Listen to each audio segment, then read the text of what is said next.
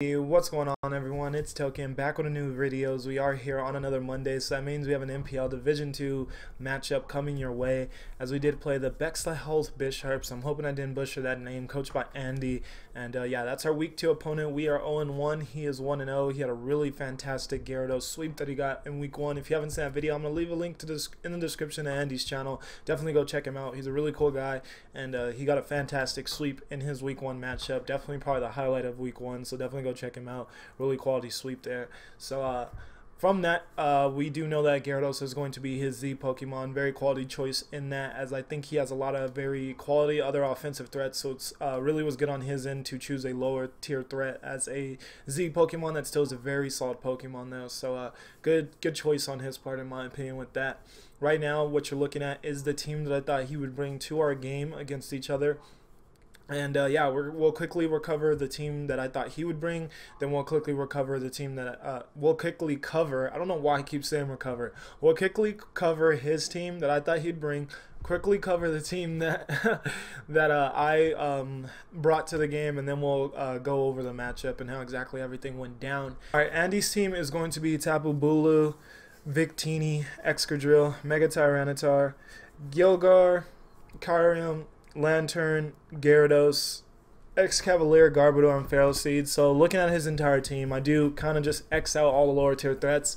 Excavalier, Garbodor, and Ferroseed. My opponent already has a very quality Steel type in Excadrill, and I don't really see anything that Excavalier provides that Excadrill doesn't already provide for his team. So I didn't think there was a chance that Excavalier would be brought. I don't think Garbodor is that good, and I think Ferroseed is a little trash.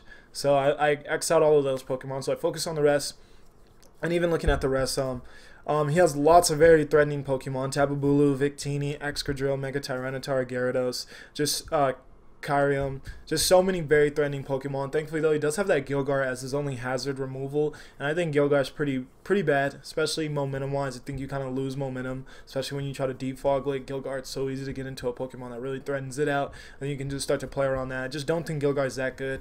So thankfully he does have that Pokemon, so hopefully he'll feel the need to bring that so that he doesn't just auto lose to Toxic Spikes and maybe like Rocks, and hopefully we can use Gilgar against him, as I do think that's his team's Achilles heel. So other than that, there's a lot of very threatening offensive Pokemon. So let's just recover the team I thought he'd let's just cover. Why do I keep saying recover? Let's cover the team I thought he would bring real quickly though. So first and foremost, Victini. I thought he'd definitely bring Victini. Just such a threatening Pokemon, very quality Pokemon, and it's just nice that he was able to snag Tapu Bulu and Victini together. What I was thinking Victini might run is there's so many different very quality sets you can run with Victini. I was thinking it'd definitely be Life Orbed, and just for max damage output, especially considering that I thought it'd be mixed, so that it can still bank on its very powerful move in V-Crate, but then have Bolt Strike still also with V-Crate for 2 very powerful physical type moves. Bolt Strike definitely to hit our Tapu Fini, as he really didn't have any other options for that other than maybe Lantern, but I feel like I could play around Lantern, and Glaciate as the one special type move on this set, so that he can hit our good amount of Ice Weak Pokemon, and then U-turn for Switch Initiative. So thought a set somewhat like this, a mixed set with Victini, just so that it can still use its powerful physical type moves, but then also still have that that Glaciate, so it could hit our Ice Weak Pokemon still pretty hard. So this is what I was looking at with Victini. If it was this set though, that would mean Weezing can switch on it any time though. So pretty much what I was thinking with Victini was that I just need to figure out what type of set it is. If it's Scarf, if it's Life Orb, if it's fully special, if it's fully physical, and then kind of play from there, as I feel like I had a bunch of different Pokemon that required different not different support options, different coverage options on Victini, and once I figured out what coverage he didn't have, I felt like I could play around the Victini really well. So that's what I was thinking with Victini.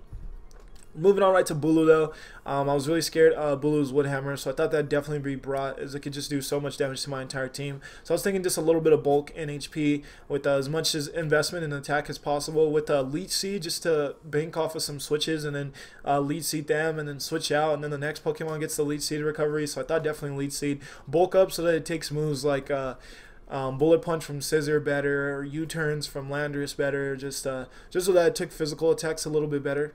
And then 96 in speed. I thought my opponent might try to speed creep our Fini a little bit, so that it can maybe catch me off guard and hit us with like a Wood Hammer or a Horn Leech. unexpectedly, especially if I didn't run any speed investment on Fini. So that's what I was looking at there. Next is Excadrill, and there's a chance Excadrill wasn't going to be broad due to the fact that I feel like I have a lot of solid answers to Excadrill, and like Weezing has Levitate, so it can't get hit with Earthquake. Landorus is a flying type, on top of having Intimidate that lowers Excadrill's attack stat, and on top of Excadrill not having any ice type moves to its disposal other than HP Ice, which it obviously doesn't really use, as it's so much better, as its special attack stat is literally garbage. So I thought it'd still be brought though, just due to the fact that it can still do a lot of damage to other Pokemon, barring those two, and kind of like it can still Rock Slide Dragonite. So I thought it still had options. It could still flinch out Pokemon on my team as well. So I thought Excadrill, there's still a very high chance of Excadrill being brought, and I didn't know any fancy set or anything he'd try to do with the EVs. It's just pretty standard Sandrush Excadrill set with Swords Dance in case he felt like he could get a free Swords Dance off at some point. So that's what I was looking at with Excadrill. Just thought it'd be brought, and I thought it'd be Sandrush.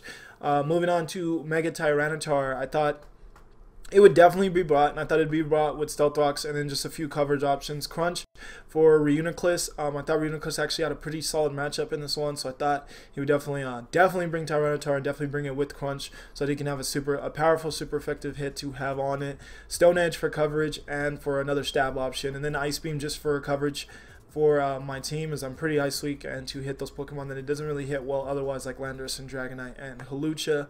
So this is what I was looking at with Tyranitar. I thought it wouldn't really have any investment in its offensive stats. I thought mostly the EVs would be invested in its bulk. So just kind of like a really bulky Tyranitar, but definitely still threatening from an offensive standpoint. Just so it could tank hits, as Tyranitar is pretty slow with that 61 speed stat unless you set up with Dragon Dance. But then so that it can fire off powerful type attacks back at us. So that's what I was thinking with that. Moving on to Gyarados though. That Gyarados would practically be the same exact set as last time. There's pretty much no difference in this, just like a pretty bulky Gyarados, and just Intimidate, the Fly MZ for the Supersonic Strike, and then Dragon Dance, Bounce, Waterfall, and Substitute. There is a chance that just Ice Fang over this Substitute right here. That's probably the only thing that I was thinking otherwise, just so that my opponent had a move to hit Dragonite with super effectively, as it resists Bounce and resists Waterfall. So just maybe Ice Fang over Substitute, but still Substitute looked like a pretty decent option either way though. Especially after like Moxie boost and things like that. So thinking something like this Gyarados would still be brought, as if it's not broken, don't fix it, and that's pretty much swept my opponent's week 1 opponent. So that's what I was thinking with Gyarados. And then last but not least, we move on to Kyurem, and I just didn't see really like any better options. Lantern looked like a maybe option, especially just to deal with Fini maybe, especially if you brought a Water Absorb set other than the Volt Absorb set, because I'm not bringing Raichu, so maybe he kind of envisioned that, or not really sure, but maybe a Water Absorb Lantern to deal with my team over this Kyurem or Excadrill. But I didn't really see much better options, and Kyurem's just such a threatening offensive Pokemon that I thought it probably wouldn't be on the bench, but there was a chance. But just thinking that it'd maybe be Choice Specs with a pretty standard set. Not really sure how much it invests in speed and stuff like that, but pretty standard, just Choice Specs Kyurem with HP Fire for Scissor and Psychics here. But I actually thought before, until after the game, once I was looking at Kyurem a little bit more in depth, I actually thought it got Freeze Dry, and yeah, that was a huge oversight on my part. It does not get Freeze Dry, so that just makes it kind of like a that allows Fini to kind of switch in on it every time. It still doesn't take, like, if it's running Earth Power, it wouldn't take a Choice Specs Earth Power as well as it possibly, as well as it would like to. So it still was a Pokemon that I envisioned might come, but I did not know it didn't get Freeze Dry, and I was thinking that Freeze Dry made it like a must bring. So, but still very powerful Ice Beam and Draco Meteor and HP Fire. So yeah, that's what I was thinking with Kyurem. So just like lots of threatening Pokemon from an offensive standpoint, just not the best defensive synergy. Overall though, so maybe not the team he'd bring, but I just really didn't like his other options much. So that was the team that I was kind of envisioning as I was team building. So we'll move right into the team I brought, and that says week 1. It should not say that. Say week 2. But yeah, and now it's all bundled up. Why do I even care about this? All right. So moving on to my team now, first and foremost, I decided to add Wheezing onto the team. And the reason I decided to add Wheezing onto the team first and foremost was because of the fact that I was really scared of that Tapu Bulu's Wood Hammers, really scared of the Wood Hammers, and I wanted to switch into that, and that made it so that I had to bring Wheezing with 252 in HP and 252 in defense with a Bold Nature. The only way that I could really reliably switch into Tapu Bulu, making that Wood Hammer a 3-hit KO if it was fully invested in attack with an Adamant Nature. So that is exactly what I brought. I also wanted a Pokemon to lead with. I didn't. This also provided me a possible option for a lead, as well as I really like Toxic Spikes, as Gilgar is my opponent's only form of hazard removal, and Gilgar is pretty bad in my opinion, so I wanted to bring Toxic Spikes. Also really liked Will-O-Wisp in this one. My opponent only has he only has two really dedicated special attackers in Lantern and Kyurem, and then he has a mixed attacker in Victini. So I thought Will-O-Wisp was also a really nice option. I could burn a lot of my opponent's threats and really nuke them as threats, especially maybe like Gyarados. So that was also an option I was thinking of. Sludge Bomb obviously for the Bulu, as this is mainly for taking on the Bulu. So obviously stab Sludge Bomb to hit Bulu and also maybe get the 1/3 chance of poisons on a few Pokemon. And then just like Will-O-Wisp, Pain Split just for a form of recovery as well to go tag along with the Black Sludge. So that's what I was looking at with Wheezing. Definitely a Pokemon that I right away saw that needed to be on the team, and I felt like it had a bunch of good options for us. So pretty standard, but I thought could be effective in this matchup. Then we get on to Tapu Fini. I decided to bring a Specs Tapu Fini with a lot of bulk investment, but still a lot of power behind its attacks. So I decided to, the main reason I was looking at Fini was, one, I wanted to counter to my opponent's terrain, as he has a lot of EQ weak Pokemon, which makes sense why he decided to draft Tapu Bulu as Lantern, Victini, and there's another Pokemon. I can't even think of it right now. What is the other Pokemon that's EQ weak on my opponent's team? I cannot think of it. Let's pull up that Google Doc again. Oh, Excadrill, Mega Tyranitar, just Garbodor. Just a lot of Pokemon that are weak to EQ, so it makes sense why my opponent got Tapu Bulu, as its grassy terrain does weaken the power of ground type moves versus other grounded Pokemon. So I wanted a counter terrain for that grassy terrain, so especially because I have Landorus, who loves running EQ, and I brought Dragonite, who also loves running EQ. So definitely wanted to not have grassy terrain making my EQs weaker. So decided to definitely bring Fini to have Misty Surge so that we could counter the grassy terrain. And then also I liked Fini for dealing with Victini, just in case Victini decided to not run Bolt Strike. Fini was pretty much my only full-on switch into it if it wasn't running Bolt Strike. So just another Pokemon that I felt like it forced Victini to have coverage for. Otherwise it could switch into Victini pretty reliably. So just a Pokemon that I felt would make Victini either have coverage for it or it's less effective against it. So provided me another Pokemon where I could kind of scout and see exactly what Victini was running, so I could play around it a little bit better. So I like that. I just decided to go Choice Specs because I kind of had to build this team. Really, this week didn't go fully as I planned, so I didn't have as much time as I wanted to build this team. Didn't get around to it early in the week, so it was kind of like an hour before our matchup. I started to kind of put this together, probably an hour and a half before. And I kind of had ideas in the back of my head, but I actually hadn't started to build anything yet. So kind of had to throw things together, and I was like, I think I can overpower my opponent's team, and that's what I was thinking with Choice Specs Victini. I thought I could kind of overpower through my opponent's team and really just put him on the defensive really quickly. So that's what I was thinking with Fini, Hydro Pump, and Scald. Hydro Pump is a more powerful, just try to really nuke something, and Scald is a more reliable, just hit something really hard, and it OHKOs Victini with the Choice Specs. And then Moonblast to hit a lot of things hard. Victini was probably if Excadrill wasn't brought, and it's obviously not a switch into a Tapu Fini, but Moonblast, not a lot of things that resist Moonblast on my opponent's team. So Moonblast is a quality stab option. I hit a lot of things hard, and then Ice Beam for the Gilgar, for Bulu, and just for coverage overall. Then we get into Scissor. I needed a Pokemon that could get rid of hazards, as I knew Stealth Rocks would be brought against us. And if they were set up a little too early and I didn't have my spikes up, I definitely wanted to defog those off. If it was later in the game, I felt like we could deal with it. But just early in the game, I definitely wanted to have an option to get rid of hazards. Roost, so that Scissor could stick around and maybe get rid of hazards later in the game as well as early in the game if necessary. Bullet Punch as a reliable, quality, hard-hitting stab option, that also is priority, so I like that. And then U-Turn for Switch Initiative is also a solid stab option with lots of power behind it. And on the EV spread, I just went a lot in HP and a lot in defense to take hits pretty well. There's a few benchmarks that this allowed me to live hits from, so that's the reason with the defense and HP investment. Then just 52 in attack with Anatomy of Nature, so I still hit the Bulu really hard with Bullet Punch as well as the Tyranitar, and so that my U-turns are still really powerful too. So I wanted to make sure U-turn would do a good amount of damage as I went for it throughout the game. So that's what I was thinking with Scissor. Also, its typing was just something I really wanted at this game. As I thought its typing would also provide me with a little bit of switch-ins and just also help me figure out what type of Victini my opponent was running. As you can see, I was very worried about Victini and I was very worried about Bulu, but I feel like we got Bulu covered pretty early on. But this is also a secondary switch into Bulu. It's another reason why I have so much investment in HP and defense, so that I could take Bulu's Wood Hammer if absolutely necessary on a switch in, so that I could be 3-hit KO by that. So that was another reason for that. Moving right along though, we do get to our next Pokemon, which is going to be our Landorus. And oh, I forgot my nicknames this week. That's unfortunate. I didn't even realize that. Only Sneasel still has its old name, and the only reason it still has its nickname is because I just snagged this Sneasel from my last matchup, and I just copy and pasted it in, and then only switched one move. So that's unfortunate. I wanted to keep the nicknames, but unfortunately we don't have them. But Landorus though is going to be Choice Scarf, running that Choice Scarf again this week, and we are going EQ, U-Turn, Stone Edge, and Knockoff. Just a really standard moveset. EV spread's a little bit more interesting though.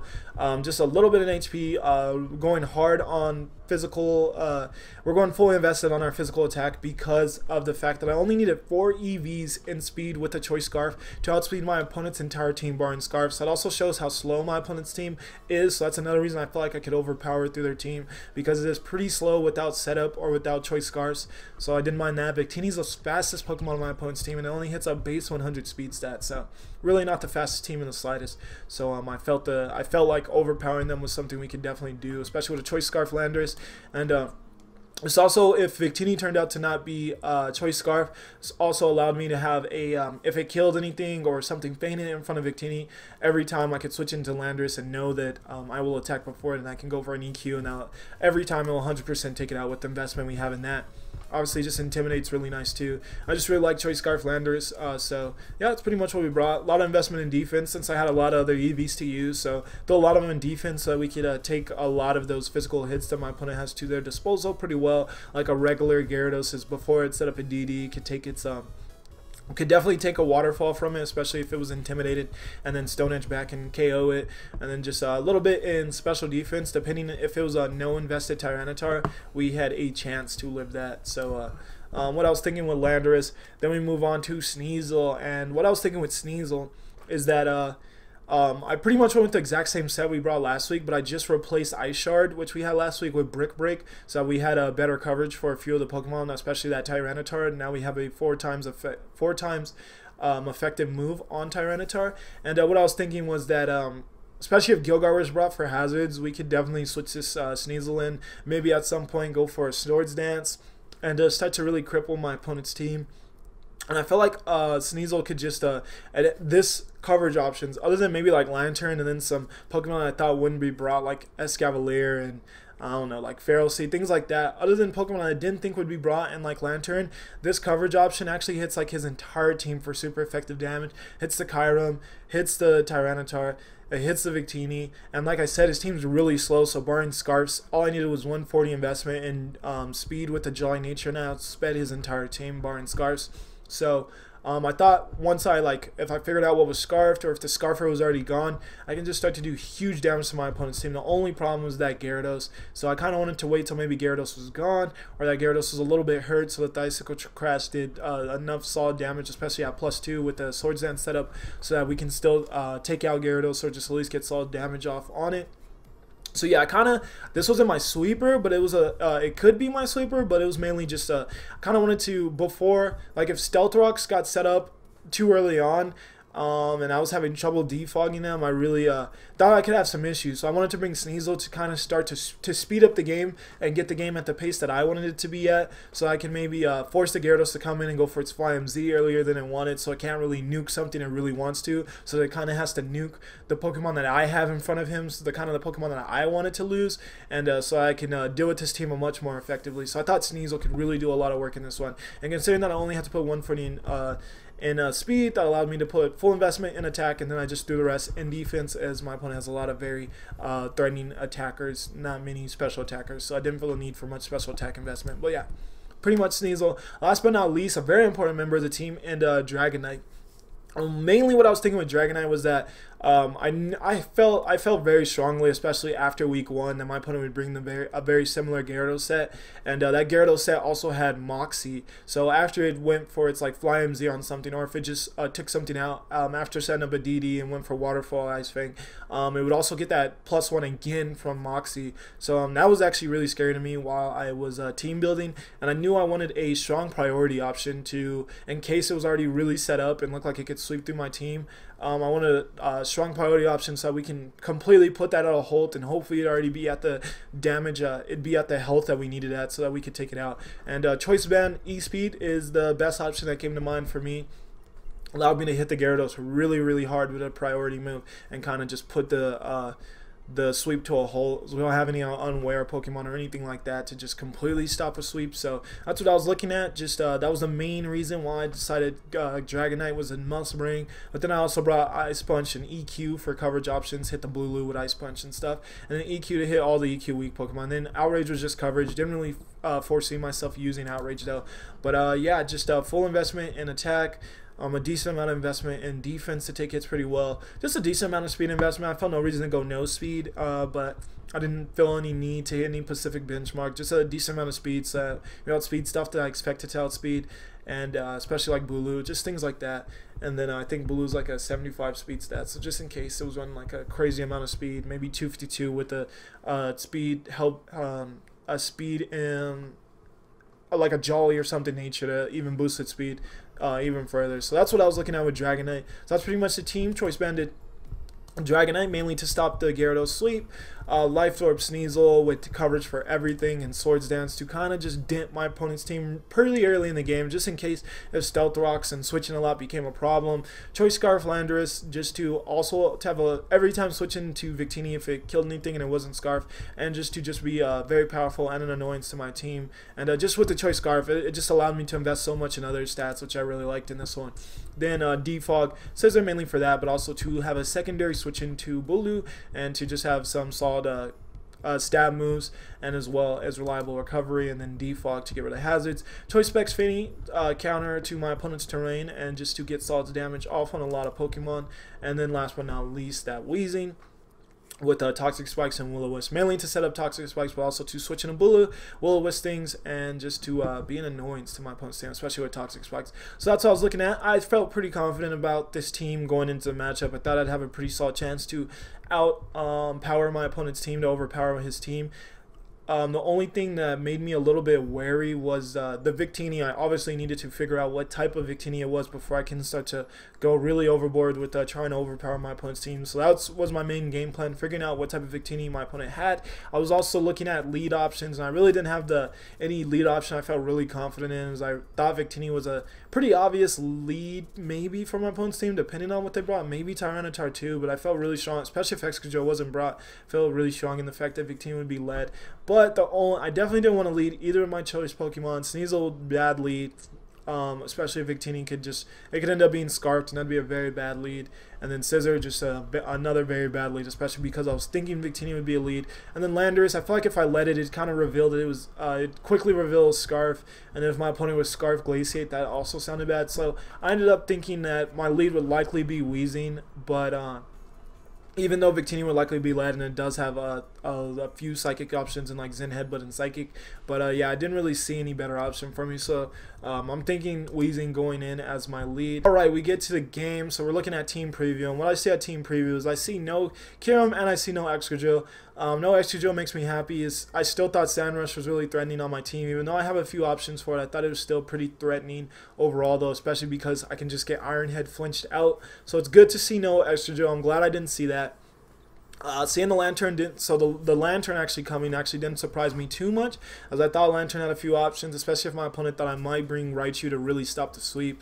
The Lantern made sense to me. The Gilgar, however, though, I knew that hazards might be making my opponent a little wary, and they really wanted to make sure Toxic Spikes and maybe Stealth Rocks didn't become too much of an issue, even though I didn't bring Stealth Rocks. But overall, though, like I said, I just really dislike Gilgar, and I don't think it's that good. So I was actually really happy to see Gilgar, as I thought that really benefits Sneasel as a Pokemon that he could easily set up on.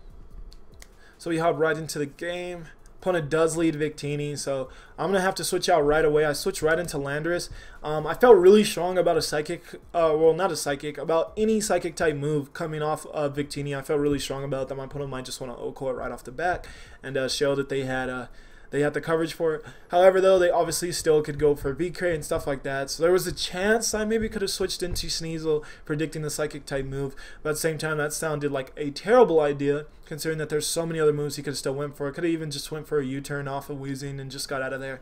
So didn't want to go for any of that. So I just decided to go right into Landorus. I really didn't feel a Glaciate was going to come my way. So I felt pretty confident switching into Landorus. So my opponent does end up going for that Psychic type move, and it is Psychic. And so that does show that it does 52%, or pretty much 53%. And that does show that he is decently invested in special attack. So that's kind of making me lean more towards that he might not have Bolt Strike. So that's looking a little nice, but I still don't know for sure. So either way, though, I do know that I'm thinking that he's not Scarfed because of how much damage that did. I'm thinking that he likely...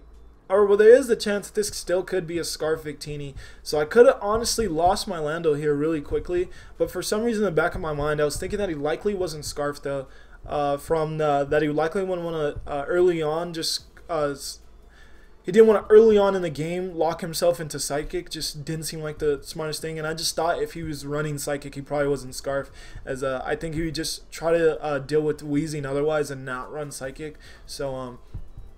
because then I could just pursue Trap him really easy if I ran Pursuit on Sneasel, which he was. After the game, my opponent did tell me he was pretty afraid of Pursuit Sneasel, and that's the reason why he didn't run Scarf. But yeah, either way though, we do stay in with Landorus. I just go for an EQ just to make sure this Victini doesn't think it could stay in and Glaciate me or anything like that. Just went for an EQ to make sure that it switched out, which it does.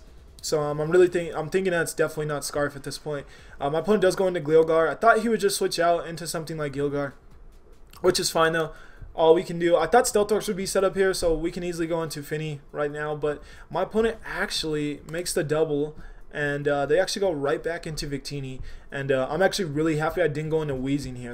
I actually was really considering going into Weezing on that Gilgar and just like burning it, and then setting up my hazards and Toxic Spikes and stuff like that. But I just decided Tapu Fini just seemed like a much better option overall, with me not just getting losing momentum somehow. So I decided to go into Fini, and my opponent does make the switch into Victini. So here, as you can already see, he decides to U-turn. But here I was thinking, all right, if he has the Bolt Strike, he already did a decent amount of damage with Psychic on my Landers. So I highly doubt he has like 252 investment in attack or anything that would make it to where Bolt Strike can somehow OHKO or Fini. So I thought there's no chance that anything Victini went for would OHKO Fini. So I was thinking, we're set here. We could just go for the Scald and knock out Victini right here and now if it does go for Bolt Strike and reveal that it has it. My opponent does go for U-turn, as you guys do see. I still go for the Scald, though, just in case it did have that Bolt Strike. And my opponent does go into Bulu.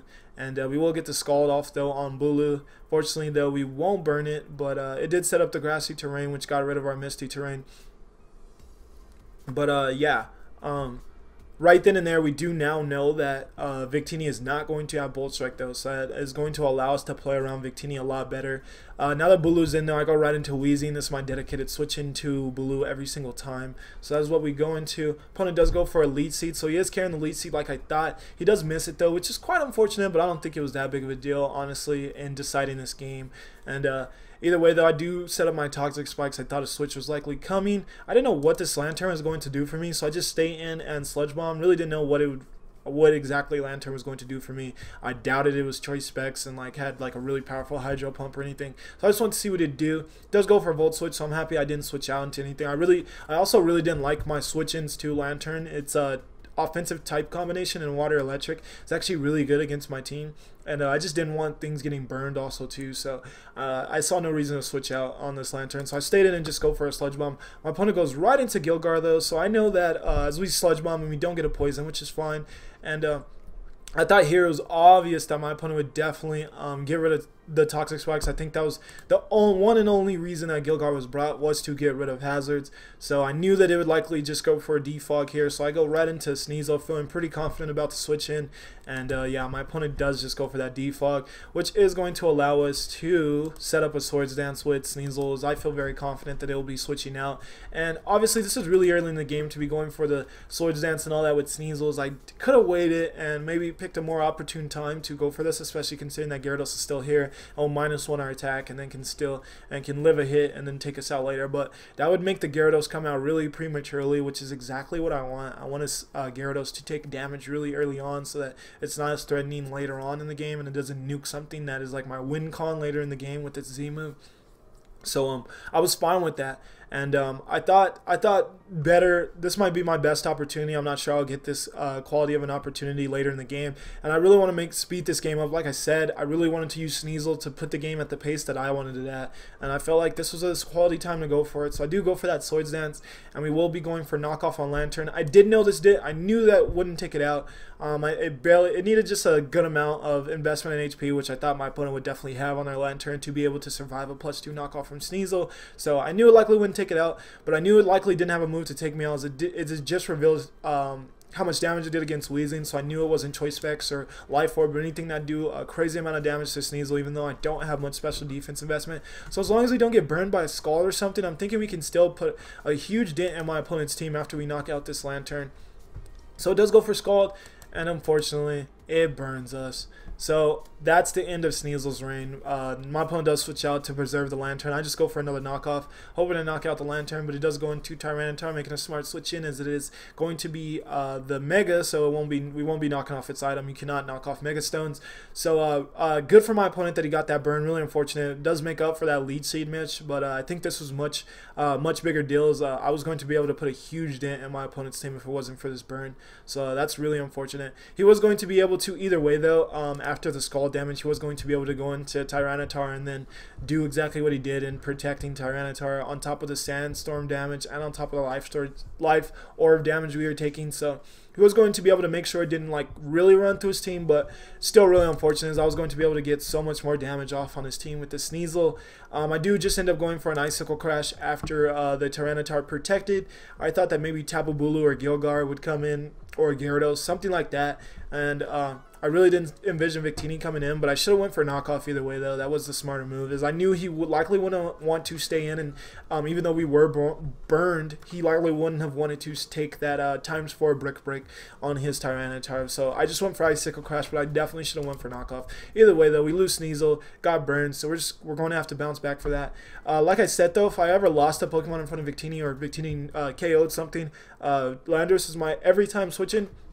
Here I'm pretty certain now that he knows that I know he's not Scarfed, and he knows that my Landorus is Scarfed. So he knows that I can outspeed and just EQ again. So I actually just go for a U-turn, expecting the Gilgar to come in or the Gyarados to come in. So I just go for a U-turn, and I go actually right back into Fini.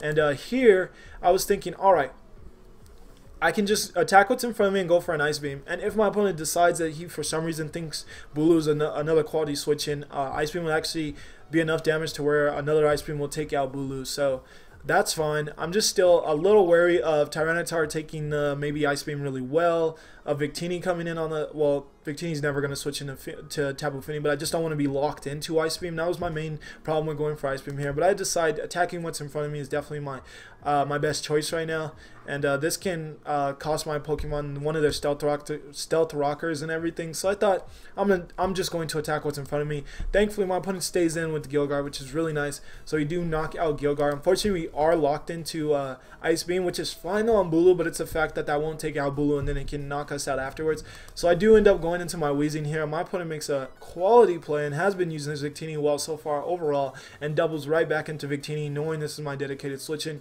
Here though, I feel like this is a huge, like, maybe not turning point, but like saving grace of this game as to how I brought this game.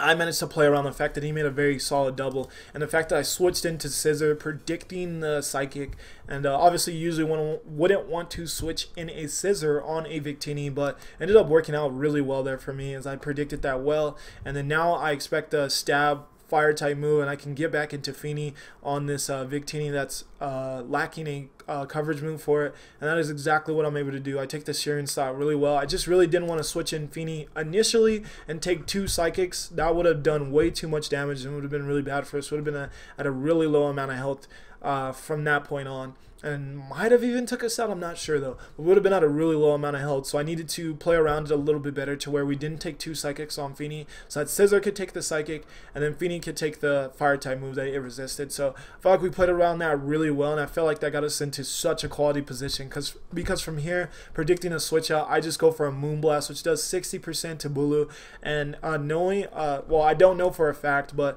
I feel really good in the fact that it's not speed creeping some ridiculous amount. I do have the 28 in speed, which still outspeeds the 96 speed invested Bulu that we had, that I was envisioning being brought. So we're fine in that aspect. I just go for another Moonblast, and we do take out Bulu. So I feel like we're in such a good spot now.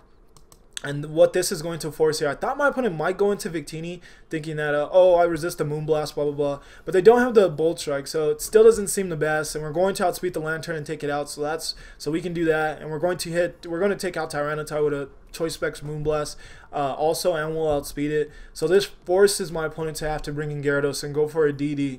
So that's fine. I decided to just stay in. I feel like they're just going to DD and then go for the Supersonic Sky Strike. It's pretty obvious. It's our only way of really taking out this Fini at this point. So we get quality damage on Gyarados and bring it into E-Speed, Choice Banded E-Speed range for Dragonite. So I feel great, and I'm predicting the Z move now. And my opponent does go for the Z move. Our physical bulk was enough to live maybe a plus, a regularly no plus attack or plus attack Gyarados, just a regular Gyarados Supersonic Sky Strike. If we were at, I think 88%, maybe 83%. I think it might have been at 81% damage tops, but yeah, once it had the plus, that 100% took us out. So my opponent thought they might be in a good spot, but I go right into Dragonite. I don't even hesitate, and I go straight for that E-Speed. My opponent took a while to choose their moves. They were probably thinking, is this Gyarados worth saving? How much is this E-Speed actually going to do for me? Probably doing a few little bit of calcs, trying to figure out what exactly he can do there. But at this point, like, he really, switching out his Gyarados would actually be a really bad play in my opinion. He would have just lost everything he worked for. It wouldn't have really helped with anything. I mean, he doesn't really even have the best switch-ins to this Dragonite either way, and he doesn't know that his Choice Banded at this point. So he stays in, and we're able to E-Speed and get rid of that threat right away, and things are going exactly according to plan, because now the rest of my opponent's entire team is weak to EQ. So Scarf Landorus is looking really nice, and I even want to preserve Dragonite because it also has EQ and can do a good chunk to the rest of this team too, especially with that Choice Banded Extreme Speed against my opponent's team. So what I'm thinking here though is that an Ice Beam is likely coming my way. This Tyranitar, he doesn't know that I'm locked into E-Speed, or maybe he does know. Maybe a regular E-Speed wouldn't have taken that Gyarados out, but I'm thinking a 252 Adamant Dragonite with a different item, or even with a Life Orb would have took it out. But yeah, either way though, I want to preserve Dragonite just for in case we need it again. Especially maybe to get a chunk out of Tyranitar's health with Choice Banded Earthquake for later. So I envision a Ice Beam coming out on us. So I decide to, oh no, I actually predict I predict some type of physical move actually right there. Maybe a Stone Edge, maybe an Ice Beam, but mainly like a Stone Edge or something, or Stealth Rocks, just something of that sort. And I think our Dragonite had let's go back a turn real quickly. After we take that out, let's go back one turn. Yeah, our Dragonite had its multi-scale is actually still in effect right now too, as we haven't taken any damage yet. But the Sandstorm would have actually it would have made it to where we took damage. So I just wanted to preserve all of that, and that is the reason why I go right into Weezing. And I know Weezing can take on this Tyranitar, and we can burn it if necessary. My opponent does get their Stealth Rocks up, and here I know they're just going to switch out into Victini and then be able to take us out. But I want Toxic Spikes just to, that's the point of Weezing. That's all Weezing was meant to do. I don't want to over predict and try to switch out into something and maybe end up taking some extra damage on something in case my opponent stayed in with their Tyranitar. So I decided that just going for Toxic Spikes and then sacking Weezing was the way to go about it. So I do get the Toxic Spikes up. Victini takes a little bit more Sandstorm damage, and the Psychic will take out Weezing. So that's perfectly fine. Now we do have the spikes up, Toxic Spikes, so that's going to start chunking Victini and Tyranitar's health. Lantern's not much of a threat at this point because it's at such a low amount of health that we can just EQ it away. So here I switch right back into Landorus. As I said, if Victini ever took anything out, I would switch into Landorus. We switch into Landorus and just go for another EQ. EQ is going to be able to take out Lantern as my opponent just sacks it, trying to get a free switching into their Tyranitar. And that's exactly what they do. They do get poisoned by the Toxic Spikes though. And here I'm like, I might as well preserve Landorus just in case. I see no reason not to, and I definitely predict the Ice Beam coming out, so I just go right into Scissor. I didn't think this Tyranitar had fire coverage for our Scissor, but there was a chance. Here I thought about my play for a little while. I was like, maybe do I Roost here? Maybe roosting might be a solid option. Sorry about that little text message going off. I keep forgetting to mute my phone while recording, but I'm thinking maybe roosting might, just to keep Scissor at a solid amount of health, might be a smart plan here. Maybe just bullet punching what's in front of me to get as much damage off on Tyranitar, because I do want to start knocking down its health a lot here. But I also think that Victini might just switch in, hoping that I go for a Roost or Defog, just something unnecessary. Victini gets a switch in, a free switch in, and then I just lose Scissor. For not for no reason, but just lose Scissor. So I actually just end up U-turning out of here. I predict that Victini would come in, so I just U-turn right out, and I actually end up switching into Dragonite instead of Landorus. And you probably wonder why I do that, but the reason behind that is because I want to get as much damage as possible off on Tyranitar, and I thought I can easily bait the Victini to switch out with the Choice Banded E-Speed that my opponent already had saw. Maybe just switching into Landorus wouldn't have been bad though, because either way my opponent would have had to switch in Tyranitar on our Landorus, and I likely, especially with the full investment in attack that I had, I likely would have been able to two-hit KO that Tyranitar and took it out before I could dish out any damage. But just to be on the absolute as much safe side as possible, I decided to go into Dragonite and make that Victini fear the E-Speed, switch out, and go for a powerful EQ on this Tyranitar. And that brings it down to 11%, which will take it out after the toxic damage. So I will be a kill for Weezing, but very nice. So we do just fully take out that Tyranitar. And now my opponent likely definitely knows that we're Choice Banded by the amount of damage we did there. And considering that still didn't take out Tyranitar, you kind of see the reason why I didn't want to just use Landorus and go for that double EQ. I just want to try to be as sure as possible with winning the end game of this. I didn't want to butcher the end game and end up losing a game that was right in my hands like the Falcons. So yeah, we lose our Dragonite there due to a Glaciate. And there's no reason for me to switch out. Now it's Victini after the poison damage and the Sandstorm damage is at 1%. That's going to be GG. We just need to bullet punch that Victini, and that is game. So GG's to Andy. Really fun game to play against him.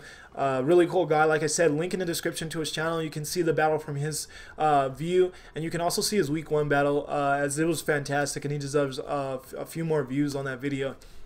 But yeah, I'm pleased with the way the team ended up working out. I felt like that one huge play where I was able to switch into Scissor, predicting the Psychic, and then switching in Victini, predicting the Fire type move.